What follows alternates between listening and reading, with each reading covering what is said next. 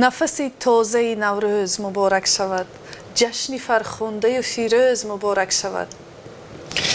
عید نوروز مبارک شود. بیننده ارجمند، نوروزی سال 2016 هم فرا رسید و خدا کند که سال پرفیض و احسان و آسایش و خوشبختی در هر خاندان باشد. عید شما هم مبارک شود طاهر و شادم که شرف تقدیم برنامه امساله نوروزی رادیوی آزادی هم به ما و شما است. جشن‌های اصلی نوروزی تاجیکستان امسال هم روز 21 مارس در شهر دوشنبه برپا می شود و به مناسبت نوروز ساکنان کشور 4 روز استراحت رسمی دارند. حالا از دوشنبه شهلای گلخواجه به ما می پیوندد و ما و شما را با برنامه نوروزی امساله آشنا می کند. درود بر شما طاهر و خیرامانی عزیز، نوروزتان خجسته بود و امیدوارم که نوروز شما هم که حالا در دل اروپا قرار دارید خوب و خوش میگذرد. اما حالا برمیگردیم به تاجیکستان که از آن همچون وطن نوروز توصیف می شود. تاجیکستان امسال برای تجلیل از نوروز بین‌المللی رسما 4 روز تعطیل اعلام کرده است. روزهای تعطیل از روز 21 مارس آغاز می‌بند و در سرتاسر کشور نمایش و هنرنمایی و کنسرت ها، مسابقه های ورزشی ملی و اسب دوانی و بزکشی صورت میگیرد. شهرداری دوشنبه نیز با استقبال نوروز بین‌المللی سال 2016 برنامه‌های برگزاری مراسم‌های جشن‌ها را منتشر کرده است. دوام روز دوشنبه 21 مارس تجلیل نوروز از 3 ناحیه شهر دوشنبه آغاز شده به میدان نوروزگاه می‌کوچد. جشن اساسی در همین میدان با شرکت پرزیدنت تاجیکستان و با نمایش‌های تئاتری برگزار می‌گردد. روزهای 22 و 23 مارس در باغ‌های فرهنگی پایتخت کنسرت‌ها و برنامه‌های فرهنگی دایر گردیده. تنتنه‌های عمومی نیز در نظر است. اینچنین در دوشنبه مسابقه‌های عنعنوی از قبیل گوشتگیری دایر می‌شود. از این پس از آنکه 4 سال پیش با قدنامه سازمان ملل متحد نوروز مقام جهانی گرفت، هر سال در برابر تاجیکستان و کشورهای همجوار مثل ایران و افغانستان من جمله دولت‌های آسیای مرکزی و بعضی منطقه‌های دیگر نیز به طور رسمی نوروز را جشن می‌گیرند. در تاجیکستان هرچند هر سال با فرمان پرزیدنت کشور بخشیده به نوروز رسما 4 روز استراحت اعلام کرده می شود، ولی تجلیل غیر رسمی این عید شروع از کوهستان دوردست و مرکزی پایتخت یک ماه ادامه می کند. طبق معمول جشن مرکزی هر سال در یکی از ناحیه‌های کشور با شرکت پرزیدنت تاجیکستان، اعضای حکومت و دیگر افراد بلندپایه صورت می گیرد. البته هر آن چیزی که حالا گفتیم این در سطح رسمی بود، ولی در تاجیکستان معمولا خانواده‌ها در روز نوروز خود تصمیم می گیرند که این جشن را در کجا، کی و در احاطه کی جشن بگیرند.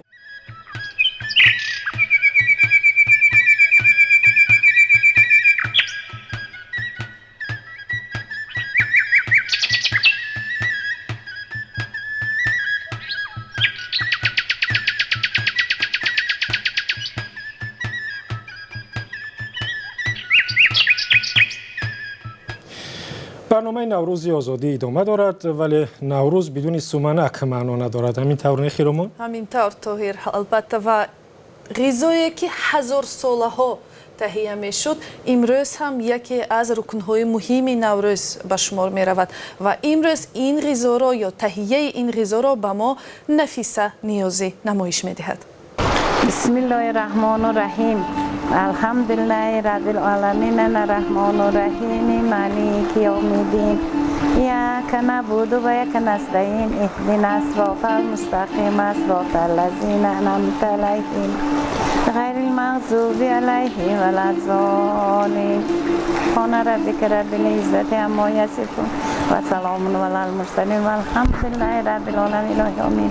لا تقرأ شمت رحمان صاحب ثمره عنایت‌های تمامی ربانی رو با روزگی حق الله تعالی محمد علیه السلام از مغرب تا مشرق، از مشرق تا مغرب، از آدم تا خاتم، از آدم تا خمیدم گذاشته با مشرق. همین منزل مقام باشنه پیر استادان همین 30 ملک بخشیده. اللهم مغفر للوالدین والاستاذین والجميع من المسلمین والمسلمات. اللهم ربنا آتنا فی الدنیا حسنة و فی الآخرة حسنة و قنا عذاب النار برحمتک.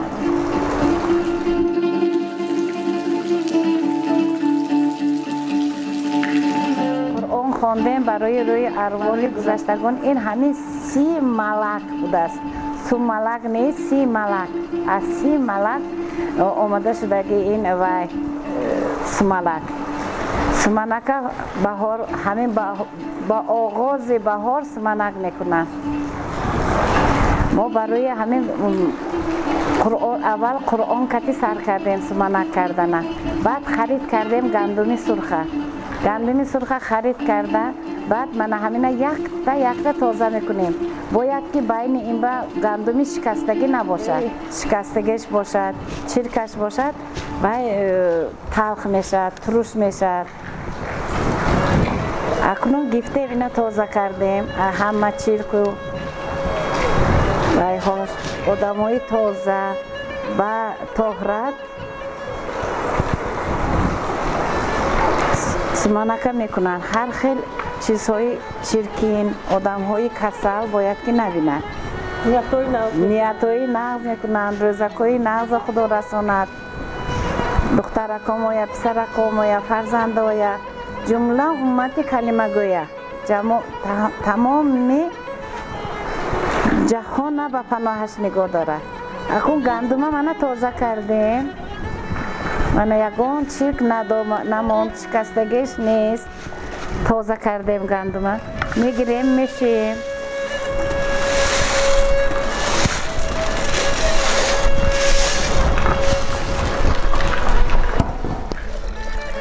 آبی تازه کردی 3 بار بسم الله الرحمن الرحیم گفته میشه.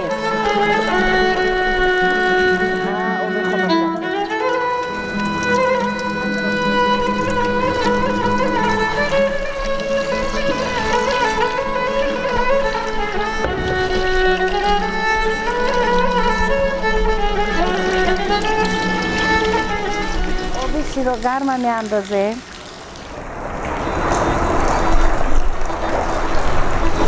اینا باید که هر کس نبیند، مردک هم نمیبیند. باید جدایم سمنک نازک چیست.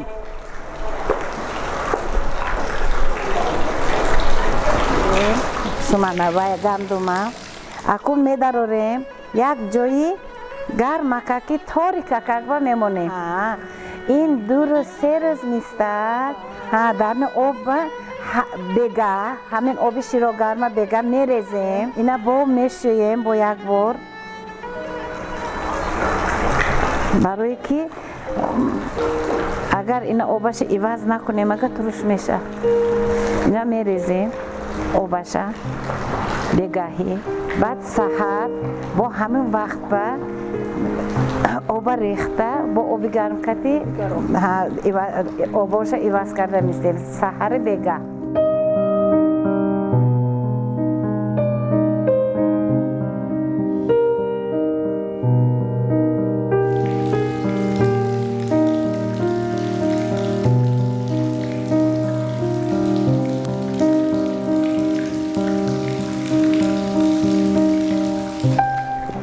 غوصش دیدید؟ نه. بعد 3 روز من هم خیلی سبزید.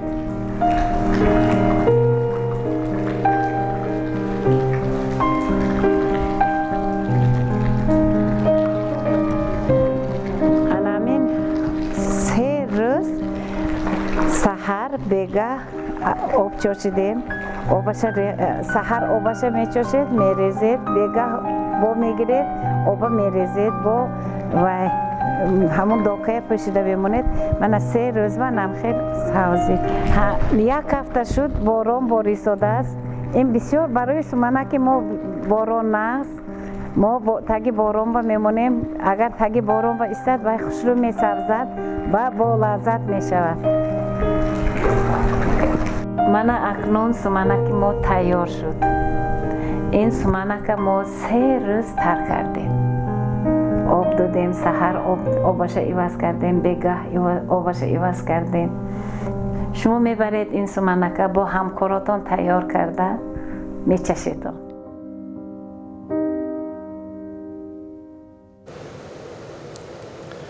مثل خولای نفیسه همه در تاجیکستان در آماده کردن سمنک ماهر نیستند چون کار زیاد و نزاکت زیاد میطلبد.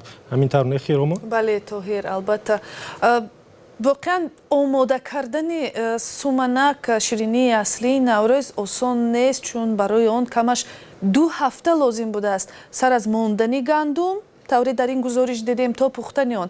ولی همکاران زحمتکشی ما در رادیوی آزادی در شهر دوشنبه در برابر کاری اساسی خبرنگاری خود محفل آراسته و سومنک پختند و حالا به این محفل می رویم.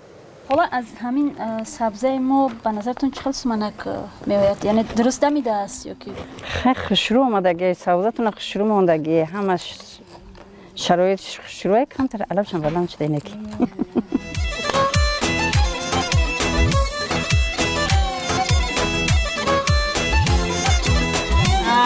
هرچند که سومنک پزی کاری زنان است لیکن ما درگیروندیم علاوه همین دیگه اگر علاوه دیگه در نمیگیروندیم سومنک نمیشد برای همین ما هم آمدیم ما هم آرزوهای زیاد داریم من اول میخواهم که اول کفگیر دستم گرفتن ممکن است میگیرن تشکر زیاد سلامت باشید سلامت باشید سلامت باشید و میخوام که اولا همه شما مادران خواهران عزیز تن صحت باشید دلتون بیغم باشد خاطرتون جمع باشد هر سال انمی نوروز بهاری نازنین انمی خیل در گردی دیگ سومنک پخته پیشواز گیریم و من که شارح ورزشی رادیوی آزادی هستم این سال سال المپی است و میخواهم که این سال از تاجیکستان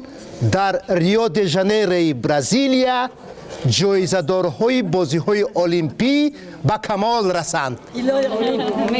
سلامت باشید و این بسیار هم بوی خوش داشته است. سومنک زیبی بهار ما شدیم شب زنده دار هر کی میکاوه دیگه کارش میگیره برار هر کی میکاوه دیگه کارش میگیره برار کپختنی سومنک مربع ناز بافتیم کنده علا مانده شبی دراز کافتیم سومنک زیبی بهار ما شدیم شب زنده دار هر کی میکاوه دیگه کارش میگیره برار هر کی میکاوه دیگه کارش میگیره برار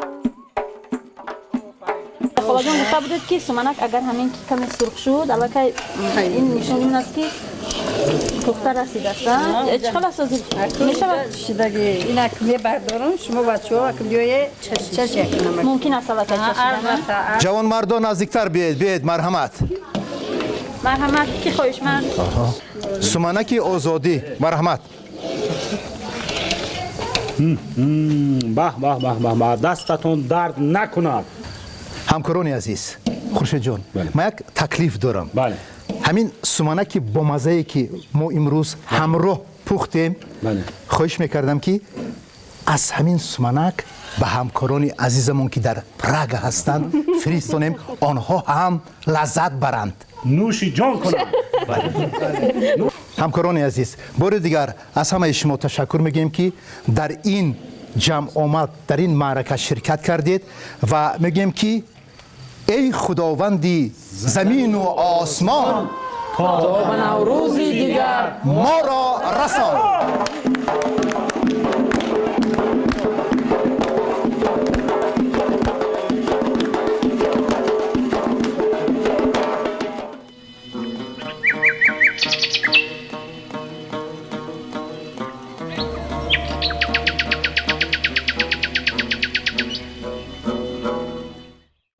به چی محفل زیبای برپا کردند همکاران ما در دوشنبه طاهر نوروز یکایک شما مبارک شود همکاران عزیز تماشابینان ارجمند برنامه نوروزی رادیوی آزادی امروز بیشتر درباره عنعنه‌های قدیمی و نادر نوروزی قصه میکند درباره عنعنه‌ها و سنت‌های صحبت میکنیم که شاید از یاد بسیاری ها رفته باشد که حتما دیدنش برای همه ما خیرامان جالب است حتما آتش و یا طور شاعران و دانشمندان تاجیک میگویند یک رمز مهم نوروز باستان است که معنای زیادی دارد. آتش رمزی زندگی، رمزی سرخرویی و سلامتی است. حالا به یکی از گوشه‌های زیبای کوهستانی تاجیکستان میرویم به سراغ فرهنگشناس جانبیک اسراریان که آتش را و زیبایی آذر را تصویر میکند.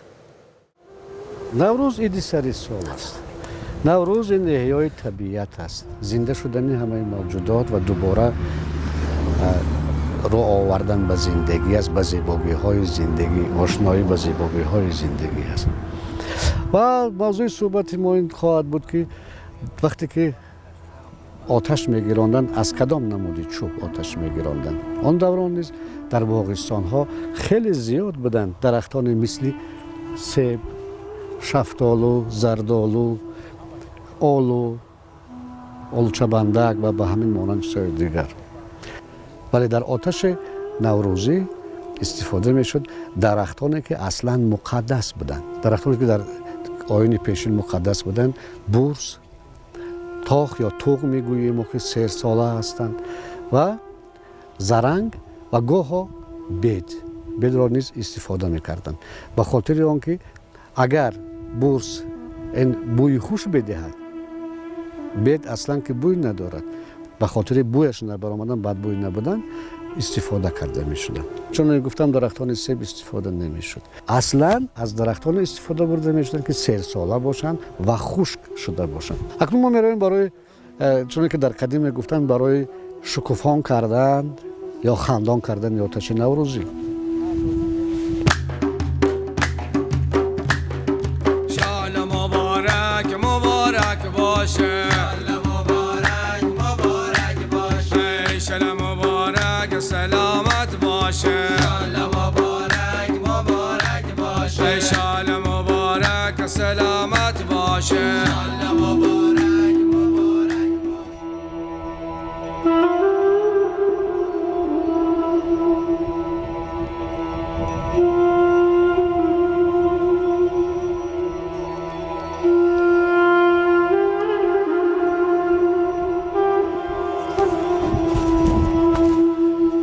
яке аз анъанаҳое ки барои наврӯз хос аст, ин аз оташ, болои оташ ё ки алов паридан аст. ва аслан мардум гирди оташ мегаштанд ва мегуфтанд ки гармии рӯядро биде, зардии рӯямро бигир. оташ гирондан расми кӯҳани тоҷикӣ аст. вале оташпарастӣ нест, балки оташ ё озар як атрибут, як ҷузъи мардуми мо буд ки ба хотири гармӣ доштанаш, ба хотири рӯшанӣ доштанаш ва сурхияш ки ба сурхии хуршед мемонд эътибор ва муқаддасот дошт. ҳезуми оташро аслан аз чӯби бурс омода мекарданд, аз заранг, аз тоғ низ ё ки туғ мегӯянд ё тох мегӯянд ва ҳам гоҳо аз чӯби бед, ба хотири он ки бӯи хеле зебоям дошт, ки бӯи хуш мепароканид. ҳезумро шахсони мӯътабар мубадон ҷамъ меоварданд, мегузоштанд ва мудом дар дайрҳо нигоҳ дошта мешуд. ва дар рӯзи наврӯз аз порае аз он оташ меоварданд ва он чӯбҳое ки ҳастанд ӯро мегузоштанд ва оташ мегиронданд. метавонист ҳам дар маъбадҳо бошад ва ҳам наврӯзгоҳҳое ки хоса барои ҷашнвора омода мекарданд. бибинед тафси оташ чӣ қадар баланд аст ва лолагун аст. он чизе ки гуфтем зардии рӯямро бигир, сурхии рӯядро биде ё гармӣ биде, ишора ба ҳамон тансиҳативу саломатии инсон аст. оташҳои бузург низ гиронда мешуданд ё оташ хандон карда мешуд. вобаста ба кӯҳистони калвозо буд ки ин дар шоҳномаи фирдавсӣ низ омада аст. чӯби бурс дер месӯзад, оташи тафсон дорад. вақте ки шӯълаи оташ каме пасттар шуд, барои инсон зиён наорад, он гоҳ аз болои оташ мепариданд. оташ ё озар масари илоҳист ки баъди об халқ шудааст ё баъди об офарида шудааст. ва вақте ки мардум ба оташ эътимод доштанд, ин маънои оташпарастиро надошт, балки яке аз хосиятҳои оини ҳамон давра буд. ёдгорие дорем дар тоҷикистон мисли тахти سنگین که در آنجا یک معبدی بود با نام معبد آوخشا خدای وخش و در آنجا معبد آتش نیز در میان جای او که بود. دو موبد وظیفه‌دار بودند که تمام وقت آتش را حفظ کنند، پاسبان باشند تا آتش خاموش نشود. آتش در ساعتی که آفتاب از برج هوت به حمل میگذشت تقریبا میدانستند و در همون شب آتش را میگیراندند.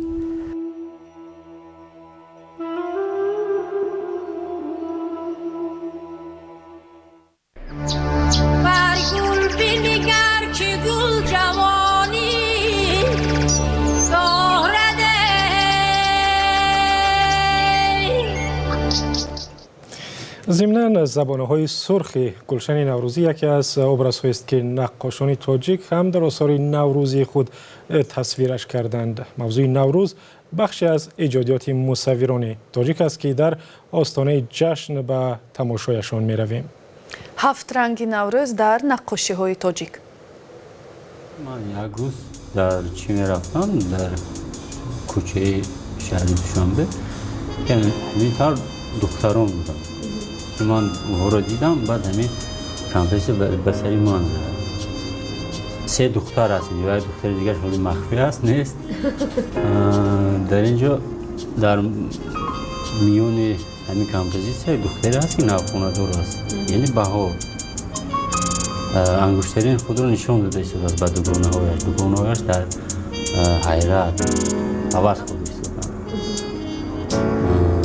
باز در تن دارد لباس‌های سرخ، یعنی من در اینجا رنگ‌های بسیار گرم را استفاده می‌کنم که یعنی روزی نو با گرمی آمده است.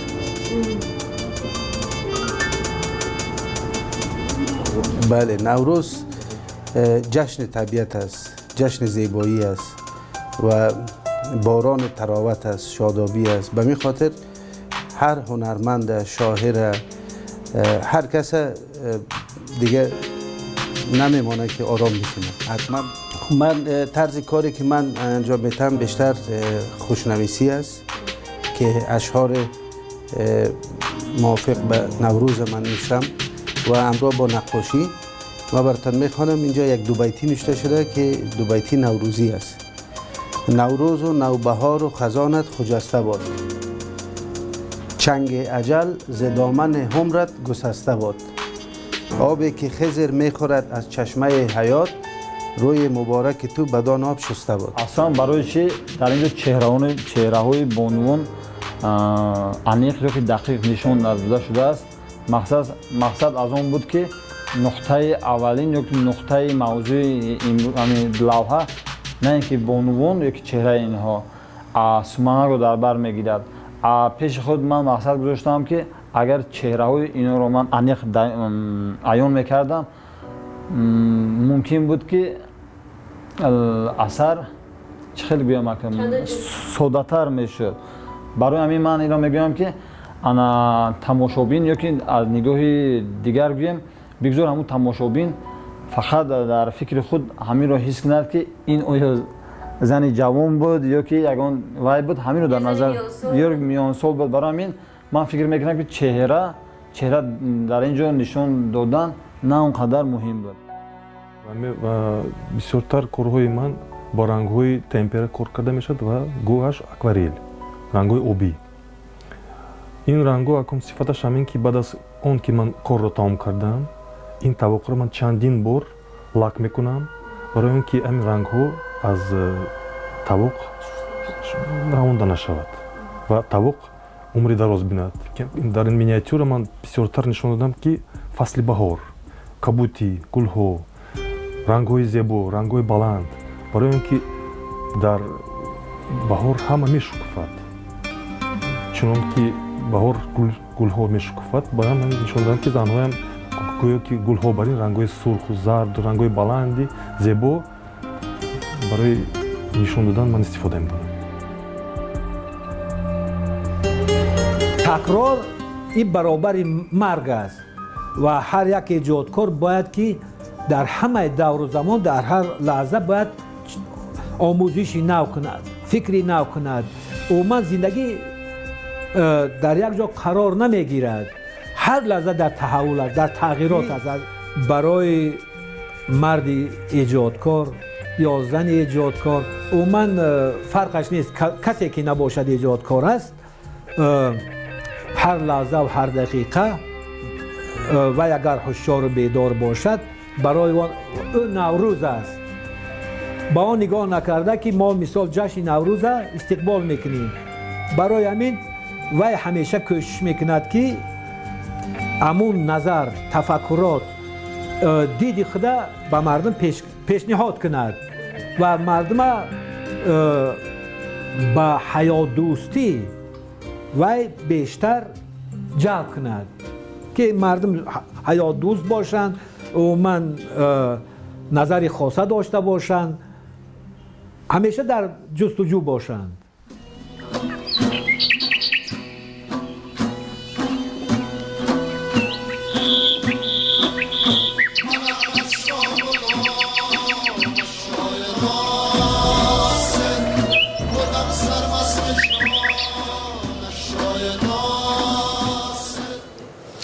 خیرومان سمنک و نوروز گفتیم و تقریبا فراموش کردیم که آخر این جشن فصل آرزو و نیت های خوب است.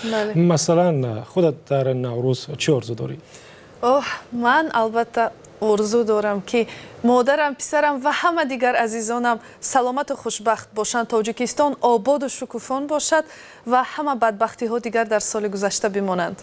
و خدا کند که چنین شود. خیرومان، آرزوی من همچون خبرنگار این است که خبرهای خوش بیشتر بشنویم و به مردم برسانیم. و حالا خوب می شود از ساکنان دوشنبه، نمایندگان کسب و کار مختلف بفهمیم که در این شب و روز نوروز چی آرزوها در دل می پرورند.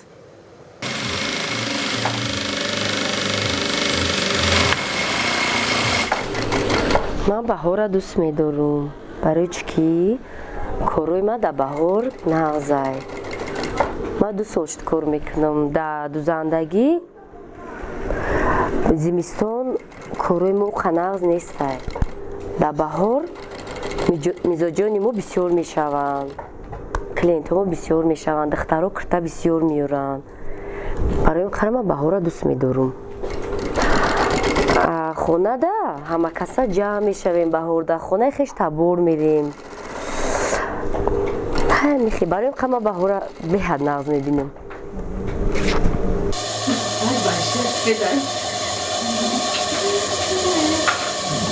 وقتی که نوروز قریب می آمد و فراگیری نوروز رو همه تیاری میدیدند، برای من هم یک دلخوشی و پیشروی میشد و خواهش میکردم که نوروز با من یک دلخوشی، پیشروی و نوگری می آورد.